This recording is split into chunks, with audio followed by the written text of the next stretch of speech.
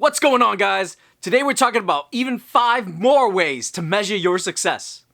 How's it going, guys? Dr. Tank PharmD here, board certified practicing pharmacist and personal health coach, helping action takers like you take back control of their lives and emotional health.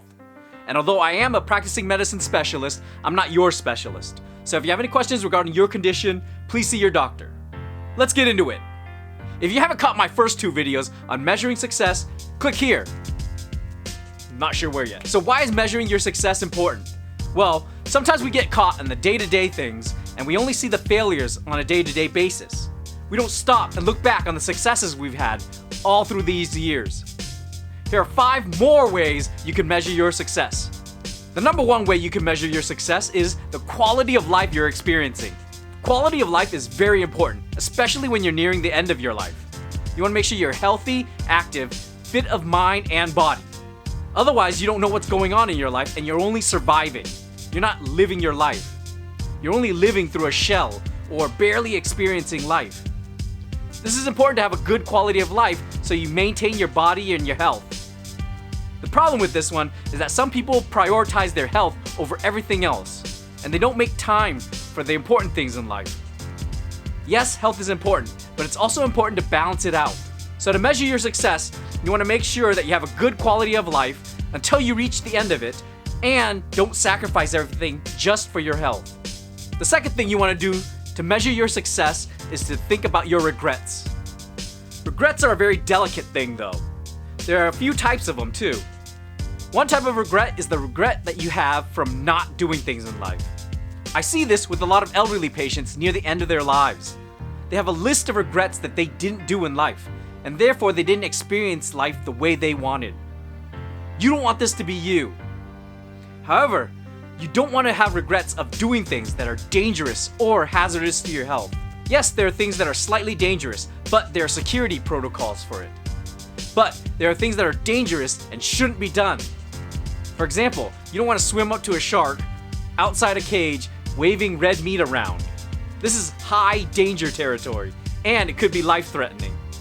Or if you want to do something illegal and get caught, you're going to have to pay the consequences for it. What you want to do though is to take risks that are progressive and moving towards your goals and learn from them. This is the type of failures you see a lot of successful people have. They have failures, but they learn from them because these failures move them towards success. So to measure your success, you want to make sure that you have failures that are progressive and working towards your goals. You want to make sure that you learn from them as well. You want to also stay away from highly illegal or dangerous activities. And you also don't want to regret not doing things you wanted to in life. The third thing you want to do to measure your success is to see how happy you make other people. Happiness is that great dopamine hit you get, and it's even better when you're able to spread that to other people. So when you make other people happy, it makes you happy as well. The great thing about that is that it's contagious as hell. The problem though is that a lot of people sacrifice themselves to make other people happy. So to measure your success, you want to make sure that you make other people happy by providing positive reinforcement and encouragement. In addition, you don't want to sacrifice your well-being and self-help. The fourth thing you want to do to measure your success is to realize how long you'll be remembered after your death. This is important because it's your legacy. You want to know how long you will be remembered after you die by the people who cared about you. This is great because as long as you have a legacy of positivity, these people will remember your name and remember what you've done for them. The problem though is that a lot of people leave a negative legacy. There are some historical figures, even people alive today, who have caused massive trauma, damage, and pain to other people.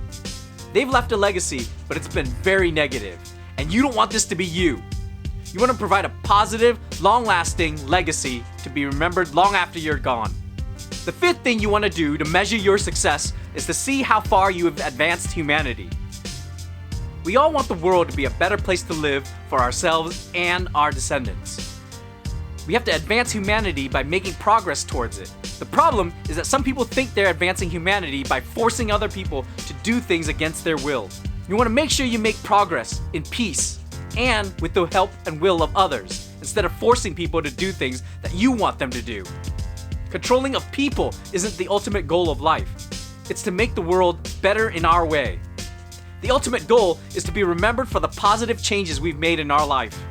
So there you have it, guys. Even 5 more ways to measure your success. If you're struggling with pain and anger and want the tools to make yourself feel better, check out the webinar below and our Emotional RX program. Until next time, guys, stay healthy.